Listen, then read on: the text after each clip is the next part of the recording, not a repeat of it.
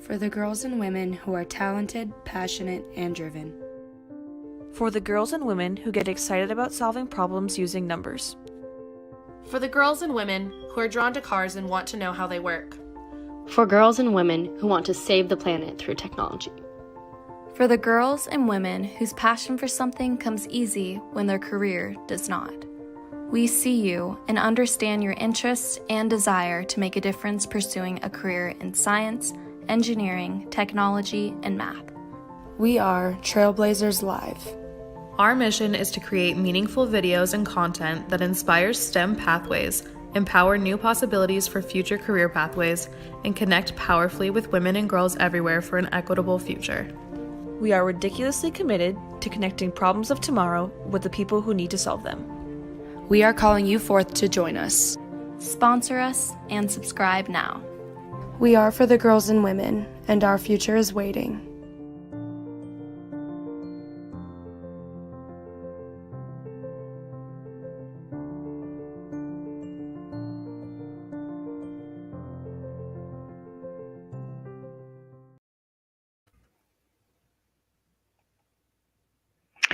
Hello and welcome to Trailblazers Live, brought to you by Kia and Misfits Media. We have a great panel planned today where our focus will be on business analysis and project management. I'm Sarah Patnode, co-founder of Misfits Media and today's event producer. During our time today, we'll get to know the panelists and hear their inspirational stories.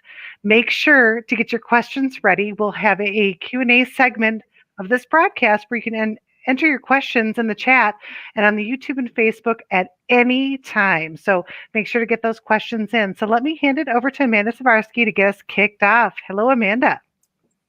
Hi, good afternoon, everyone. As Sarah mentioned, we are coming to you live, so anything can happen.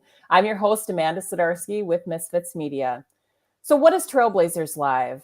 Trailblazers Live is the brand evolution of the mentoring event panel model that was originally created by Million Women Mentors Minnesota and Kiat as a vehicle to expose, experience, and encourage more women and girls towards careers in STEM.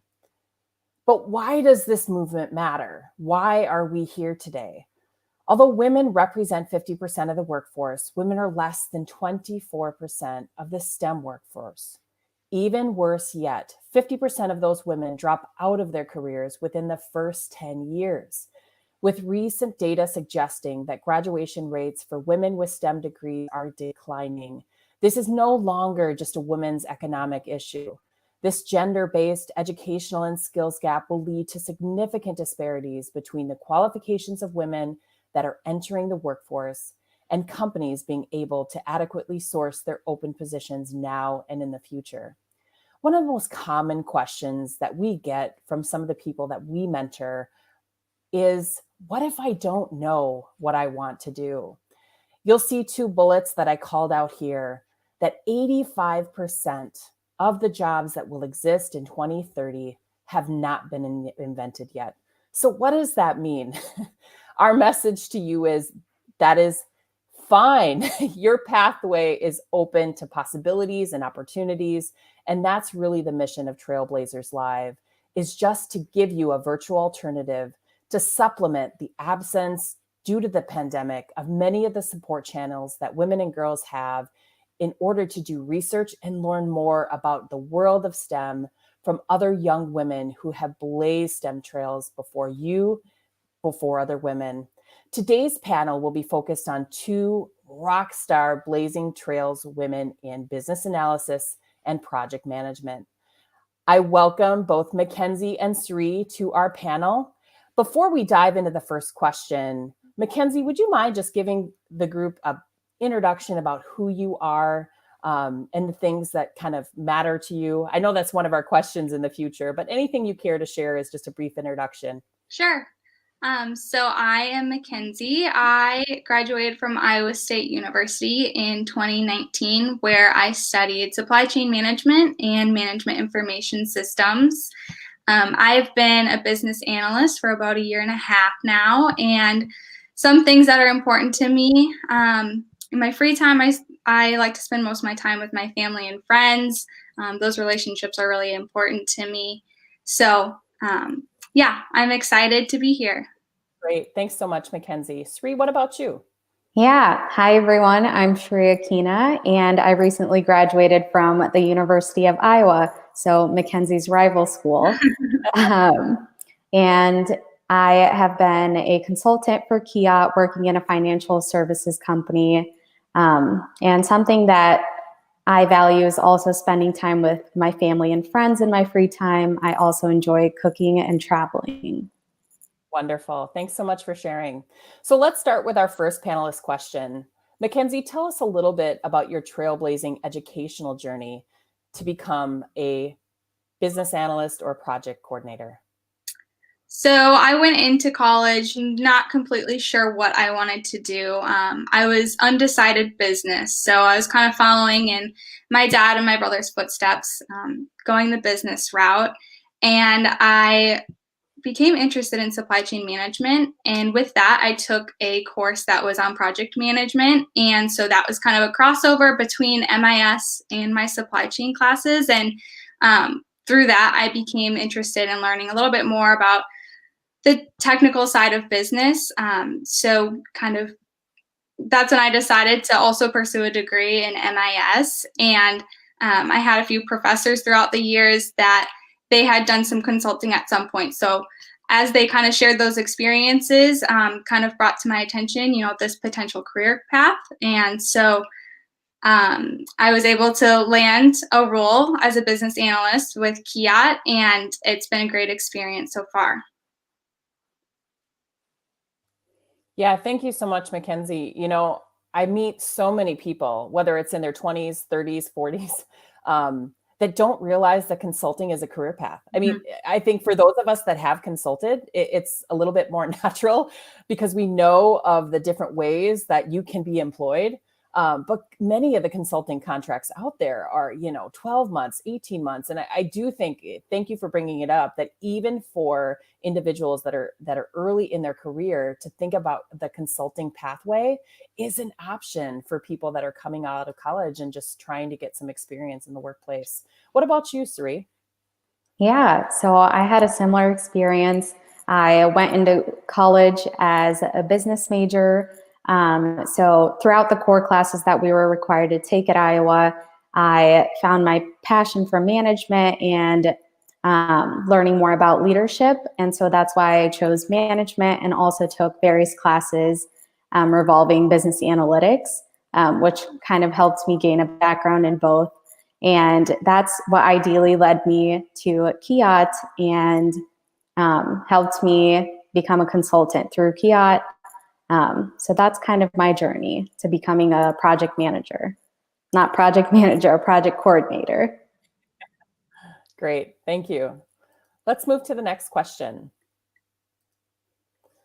Tell our viewers about yourself and your passions and how your career aligns with those passions. I know we talked a little bit about it, but one of the core reasons that we're so passionate about Trailblazers Live is we just see there a lack of resources that provide people that connection point between the skills that they're good at and the passions that they love to do.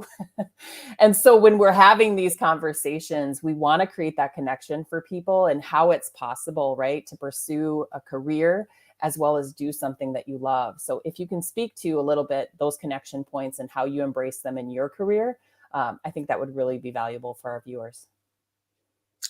So I mentioned earlier that I really value, relationships with my friends and my family. And being a business analyst, I'm able to build relationships and collaborate with people almost daily from all different groups and teams. So that keeps things exciting. And I'm also a problem solver. I like to solve problems. So a lot of my job is looking at, okay, what's the best way to get things done, and working with those different teams to, come to a solution on that. So, and then one other thing is that I enjoy helping other people. So anywhere I can improve a team's current process or make their jobs easier and better, that's rewarding for me. Great. Thank you so much, Mackenzie. What about you, Sri? Yeah, similar to Mackenzie, one of my passions is kind of building those relationships. And I tend to do that by connecting with various people on LinkedIn and making sure I'm staying in touch with college professors and my classmates, because you never know who will end up in a position that you're looking into or has a career that aligns with your passions. So it's always really important to stay connected with those around you and build those quality relationships. Yeah, great point. Thank you so much for that feedback. All right, next question. So describe a day in the life of your career. And, I think one of the unique things that we've learned through these panels is, man, the pandemic has really impacted in a lot of ways what was more of a traditional career, and shaped both the work as well as the geography of where we do our work. So if there's any other tidbits that you are willing and able to share about how the pandemic has or maybe has not impacted how you get work done, I think that would be great insight to share with our viewers as well. What about you, Mackenzie? So while I do miss, having those social interactions with people at the office, fortunately, the team that I was working with was already very located around the US already. So we were already kind of a virtual team, but now that everyone has been working from home, it's, brought in more kind of personal challenges with, kids being at home and things like that. So that is one place that it did impact a little bit. It's just being, more flexible and sensitive to everyone's, new work from home setup that they're, still trying to get adjusted to. So I guess a day in the life of a business analyst. So what I love about my role is that it's like a new project almost every single day. So I've worked on all sorts of things from like process enhancements to interviewing with some business users to understand their needs. My team specifically worked between technology teams who develop and deliver system enhancements and the teams who are in the business actually using those applications. So a lot of the people that I work with are kind of lifers in their role. They've been with the company for 15, 20 years. And so a lot of, processes and that kind of stuff are out of date. And the team members get very comfortable in the way that they've been doing their work for so long. So my role was kind of to come in with a fresh set of eyes and be able to identify some areas that they maybe didn't even realize could use some improvement. Yeah, Mackenzie, that is such great feedback. I tripped and fell into kind of the portfolio management space because I always thought earlier, even in my own career, that I had to pick something. And what I've realized in now 2 decades of especially working in the corporate environment is you do have a lot of what I would call subject matter experts or SMEs that are really experts in their field, right? And they've been doing it a long time, and they're the points of contacts and the resources that we lean on. But there also is like this generalist career path for people like me that really appreciate being moved around, working with a lot of different types of people that are wicked smart. And I think that's a really important point that you brought up, because people don't think of a career path that's more general, right? They think their concentration is necessary. So thank you for bringing up that point, because that was a really good one. And like I mentioned, it's very personal to me as well. Sri, what about you? Yeah, so the pandemic actually had a major impact on the virtual setting of work. I was supposed to relocate to the East Coast, and with the pandemic, I decided to stay home with family. So I was kind of told last minute my start date would be fully virtual. And so I guess I was a little nervous initially just because I had never worked from home throughout my previous internships. So I did struggle initially But something that really helped me was, again, building those quality relationships with team members. At the company that I'm consulting for, we're not allowed to have our videos on. So it's really important to schedule even a 15 or 30-minute call with somebody on your team if you don't know them that well. And it really creates a lasting relationship. And personally, it makes me happier going into a work day knowing I can just have a little chat with someone in the morning and just ask how their day is going, because when you're working for 8 hours a day and not seeing anyone's faces, it can be a little daunting. So just being proactive and being as adaptable as you can in situations like this is really good to keep in mind. Yeah, no, that's great advice. Great advice. Thanks for sharing. All right. So our next question. This taps in just to a little bit of fun, right? What are the cool things that you do on a daily basis? Things that enhance the lives of others, makes the world a better place. You know, what we're seeing with this up and coming generation is they want to make an impact on either individuals or the world in a big, major way. And I'm interested to hear some of the cool things that you've kind of discovered in your careers that you harness and anchor those opportunities as the cool things that you look forward to. And maybe that is, Sri, going back to your comment about relationships, maybe it just is that, right? But any examples that you can share with our viewers would be great context, I think, for them to have. So I don't know how cool it sounds, but it's very important. So one thing, a lot of the work that I have done is compliant, or based on compliance. So being able to protect customers, personal information, that's been kind of a big focus of my job as a business analyst. And then the other thing is just being able to improve some of those processes that I mentioned earlier. Allows the teams to be able to dedicate more time to providing new tools or services to enhance the end customer experience. Yes, that customer information is top of mind of just about everyone, including cybersecurity.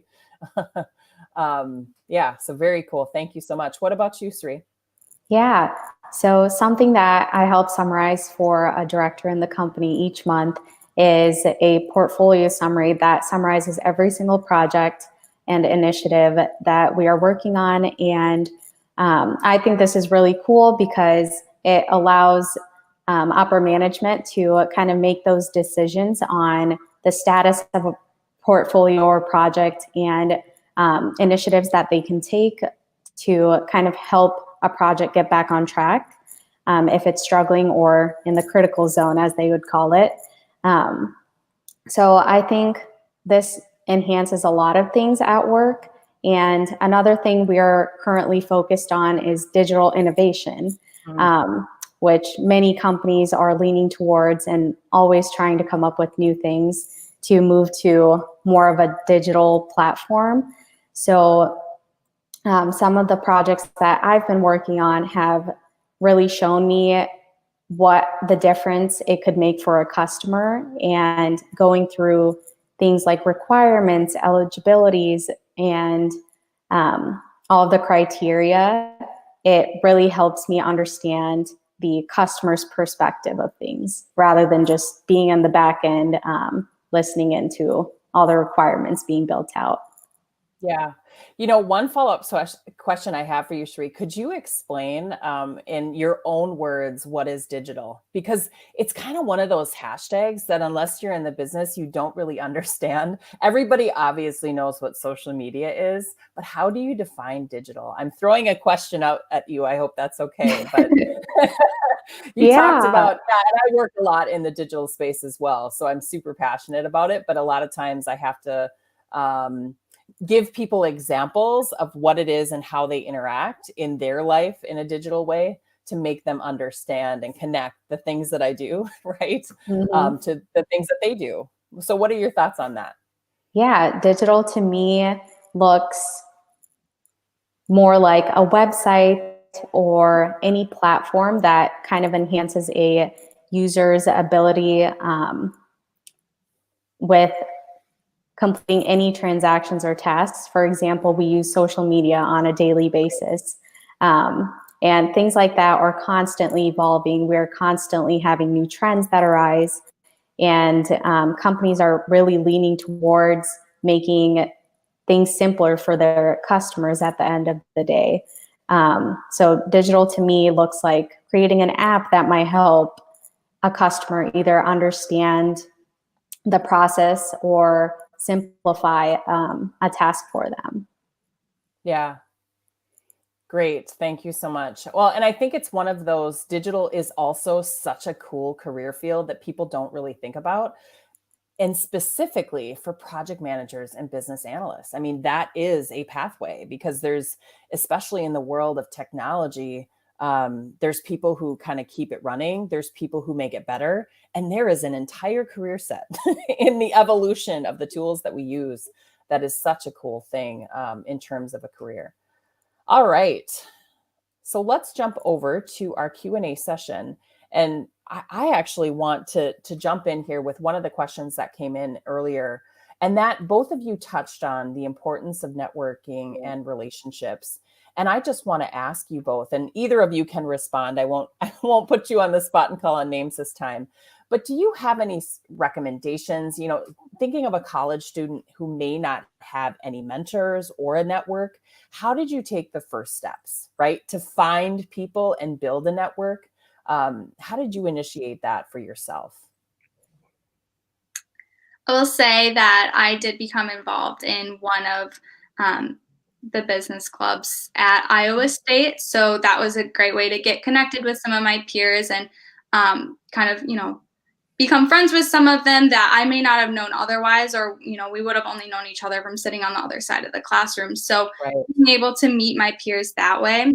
I would also say, being about a year and a half out of school now, that if there are any professors that you especially look up to, keeping in touch with them, whether that just be through email or LinkedIn, just sending a note here and there to keep in touch. And they're excited to hear, what you've been doing for work and stuff. And so, maintaining that relationship even beyond graduation. Yeah. My father was a professor, and I can't tell, I think his his portfolio of connections, I would say 90% are former students. There's something about professors and educators that they love to know they made a difference through the people that they taught, right? Mm-hmm. So I think that was a really good point about just staying connected to the professors at a college or university or even a technical school as a first, I kind of think, a step or tactic towards building a network. Any suggestions, Sri, from your perspective? Yeah, kind of building off of that, I would definitely recommend building those relationships with your peers in class. For me, I personally really enjoyed all of the organizations that I had joined, especially being in a business school. It really helped me build upon my business connections. And early on from my freshman year, I made sure I connected with recruiters, both on LinkedIn as well as going into the career fairs that we had at our school. So that really helped me build quality relationships with not just my peers, but also people who had really cool careers already. I remember I was just walking through the career fair as a freshman, and an FBI agent just said hello and pulled me over. And it was never a career that I was considering, but I think it was just so cool to kind of listen and learn about his background, the line of work he does. It wasn't something I was interested in, but at the end of the day, it's another connection that you've gained. So yeah, just keeping that in the back of your mind is really important, and knowing that you're never too young or too old to go after your passions and dreams is also something really important in my opinion, because a lot of people were scared as freshmen to step foot into the career fair thinking, oh, like there won't be any internships or opportunities for me. But that wasn't the case. I actually met a couple of recruiters that told me about conferences that were coming up. So even as a freshman, I attended 2 business leadership conferences that summer that eventually led me to my internships that I had throughout college. Excellent. Thank you so much for Sarah, do we have any other questions that have come in from our live viewers? Yes. Let's see here. Since we're on the subject of classes, did we cover the required class question yet that was on the comments? I have not. Okay, great. Let's go ahead and ask this one here. So here's a question that we have. What required class in school did you struggle with? And how did you get through it and stay focused? So, Mackenzie, if you want to lead us out on that question. Okay.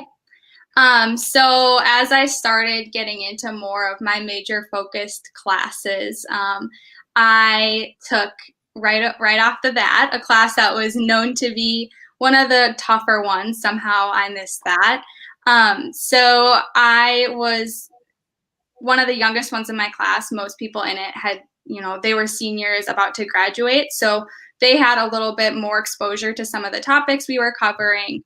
And just with, some of the higher difficulty business classes in general. So that was a challenge for me. And to get through that, I definitely spent a lot more time studying than I anticipated for that class, as well as getting to know my peers next to me and studying with them. And utilizing my professor's office hours for sure was an important thing. And it at first was kind of nerve-wracking to step into that professor's office and, say I need help. But at the end of the day, he actually appreciated that I asked for the help and was more than willing to help me get through the class and, pass with a good grade. So. Oh, that's so great. That's why they're there. They love to help. And I think that the big thing is that, we get to advocate for ourselves, right? When we're needing the help. I think that that's so great. Shri, what about you? What was a class that you struggled with and how did you get through it? Yeah, so one of the required classes I had to take was business intelligence, which required a lot of coding that I did not have much experience with before. And so something I noticed right off the bat was that a majority of the students in the class were males that had previous experience coding, or they had a second major in computer science. So they were very familiar with topics that we were covering in class. So it wasn't initially a little scary, but something I did to kind of help me overcome the obstacles in that class was making connections with some of those students. Because normally in the business school, you're typically, all your friends are business students. So it was really nice making friends in one of the other schools and kind of learning from their experiences. Starting group chats and having group study sessions definitely helped a lot throughout that class. That's so great. I think that, the theme that we've been hearing here is, relationships, connections, get plugged in, find out where you can be successful, with other people. I think that when you're in the same boat and if there's something that's difficult, it always helps to have, kind of that go-to group to support you. So that's great. Thank you. We have another question that's come in here. So the next question is, was there a defining moment that pivoted your life to pursue your career? What was that, or who was that made the difference? So what was that moment that you knew that this was the career path that I wanted to be on? So Mackenzie, would you take this one? Sure. Okay. So I hadn't really considered consulting as a career. And I mentioned that I did have some professors that, had experience in consulting and shared some of those experiences with us, throughout our different topics in class. And so that was something that, kind of put it in the back of my mind. And then as I was looking for a job post-graduation, I came across Kia and really kind of what defined that moment was just meeting the team at Kiat and learning about some of the projects that their consultants get to work on and the opportunities that they provide. So it's been a great run so far, and I'm looking forward to, whatever my next project might be.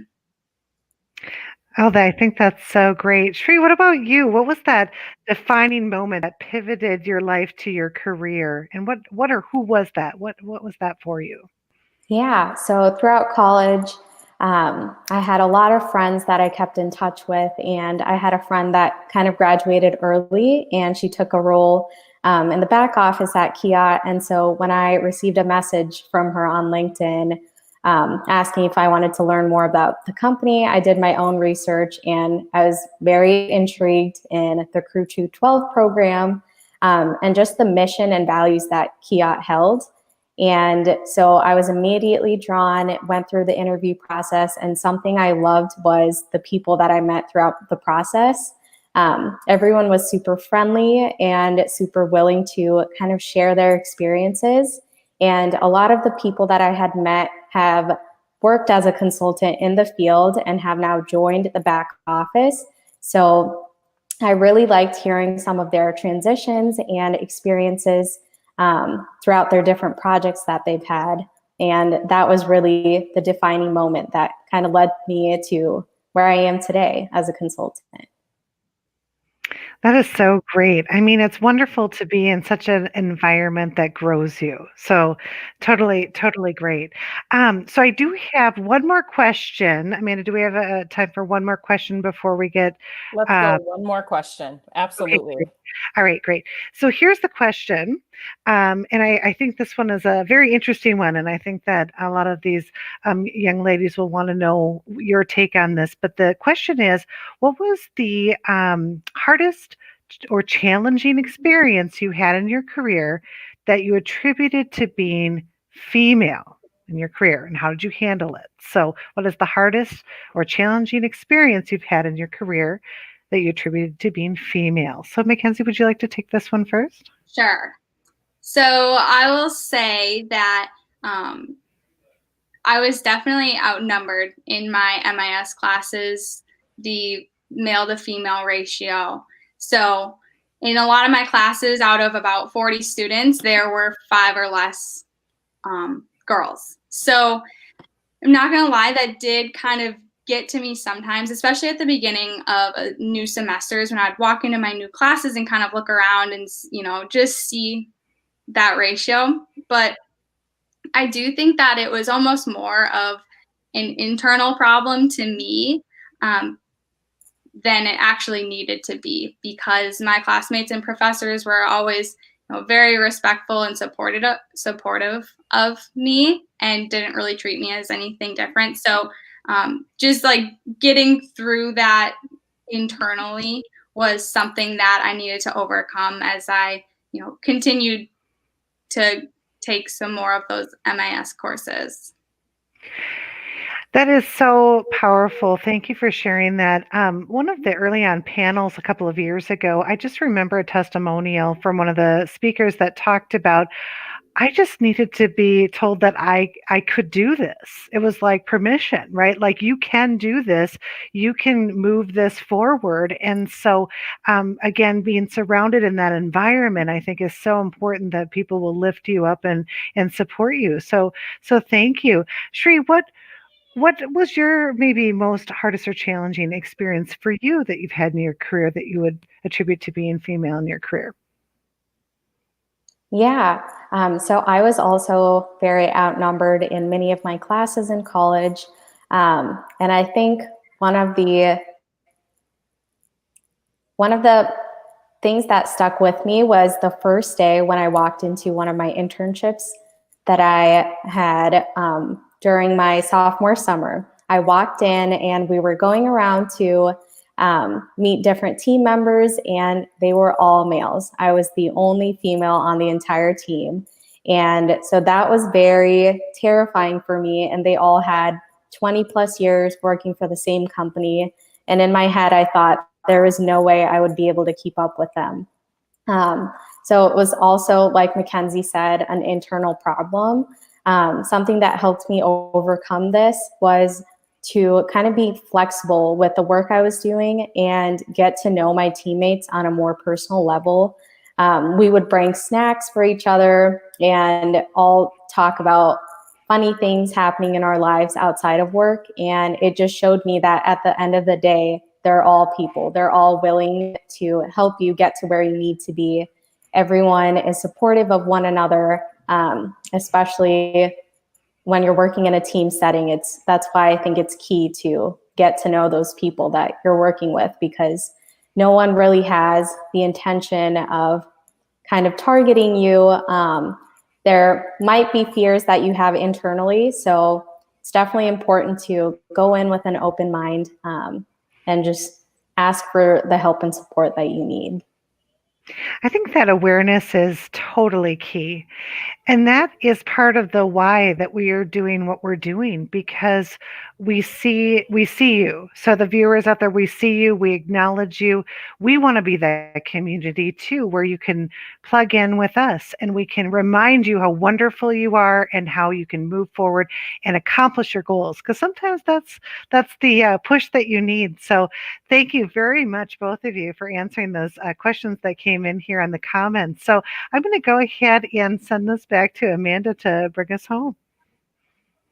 Yeah, so our last question is really just seeking out any final words of advice. You both have given such great insights and feedback to our viewers, but if there's any last encouragement or perspectives or quotes, anything you care to share about being a young woman that might be considering a career in business analysis and or project manager, but isn't sure where to begin, right? We talked a lot about the first steps as, the only step forward is just taking a step forward. So anything else you care to share? Mackenzie, any other final thoughts?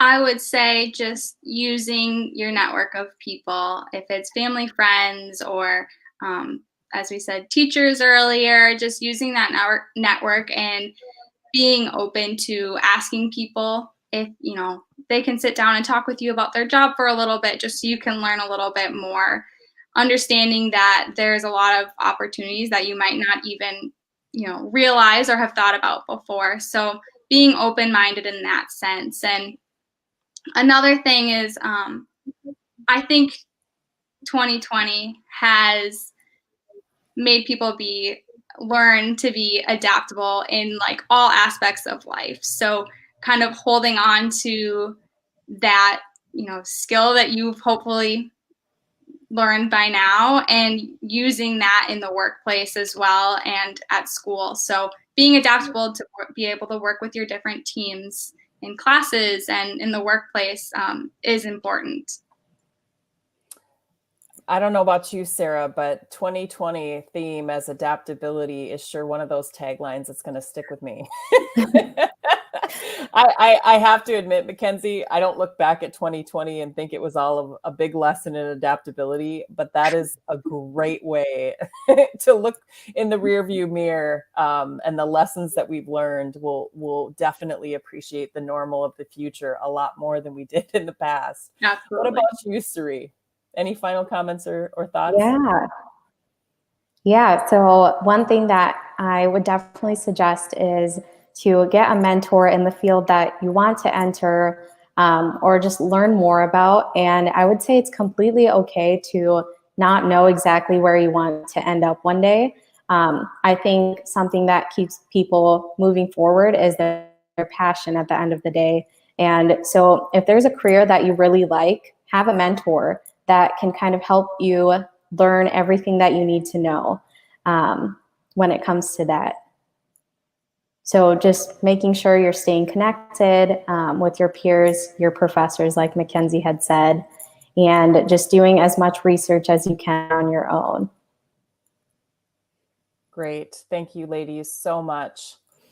So as we close out our panel here on business analysis and project management, I'm just displaying on the screen all of the social media profiles that we're managing today. Million Women Mentors Minnesota, and also the evolution of MWM Minnesota and our in-person events to the live experience that you've been experiencing with us today. Also noted on the right-hand side, you'll see a contact email, trailblazerslive@kiat.com. If you have any follow-up questions, if you're a trailblazing women in STEM and you'd like to be featured on a future panel, reach out to us and solicit not only with any future questions that you have, or if you would like to show up on one of our panel events.